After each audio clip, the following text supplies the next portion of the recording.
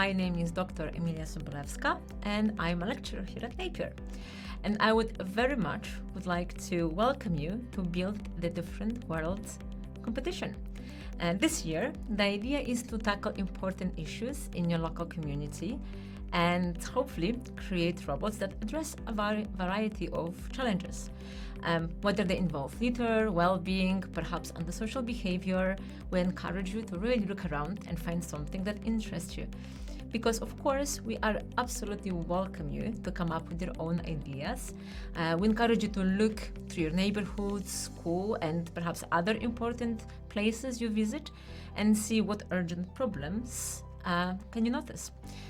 Think about who those problems affect, how are they currently dealing with them, what works, perhaps what doesn't work all that well, and how can we help people through the design and development of a specialist robot. So, in the next few weeks, you will receive information on both hardware and software you are expected to use throughout the competition. And although all the kits are quite basic, so every team received the same one, you can add a personal touch and any non-electronic bits, and that will make your particular robot more useful, usable, or just stand out from the others. This will allow you to adjust your robot to the type of environment it will be used in. So perhaps if you expect it to run in a rough terrain and you think it will need a big wheels to overcome the obstacles, that might be something that you can consider. Or if you think it will need to pick up something, you might think about working arms that can be added to your design. However, if you think that your design is there to communicate either with people or with other robots, you will definitely consider the type of sound and volume that needs to be applied because that's going to be paramount for its proper use. So, to help you to visualize your concepts, please feel free to either doodle, sketch, or use simple materials to create a smaller version of your robot, which then can fulfill the role of a working prototype before you move into something larger. And with that, I am very happy to commence your robot adventure, and I wish you all the good luck, and I look forward to see all the fabulous ideas you're going to come up with.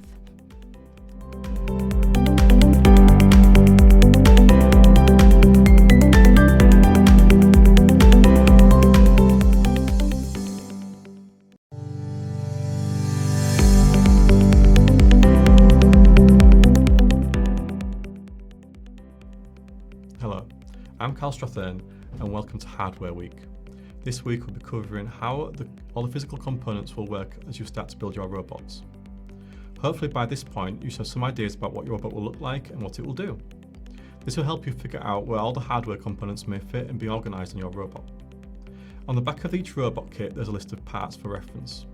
Each part can be assembled with other parts to make configurations.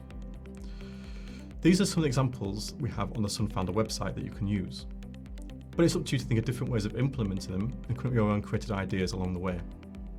For example, the microprocessor will act as the brain of your robot and control all the other parts, such as the servos and motors that will help your robot move around and pick up objects, and sensors that will help it interact with people and the environment, controllers such as joysticks and buttons that can be used to control the robot's movements.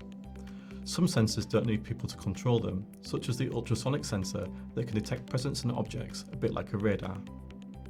A line tracking module that can be used to create pathways for your robot to follow, and an obstacle avoidance sensor and a pump that can be used in lots of different ways. And various switches and adapters that you can use to put your robot into different modes for different options.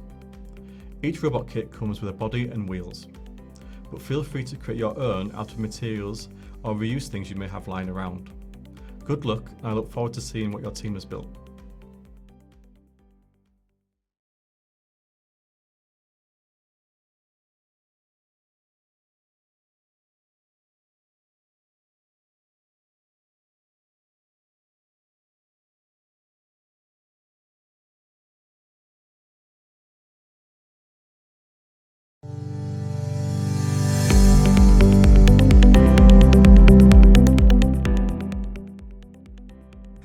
Hello everyone, my name is Yanchao Yu and I'm so excited to welcome you to Software's Week.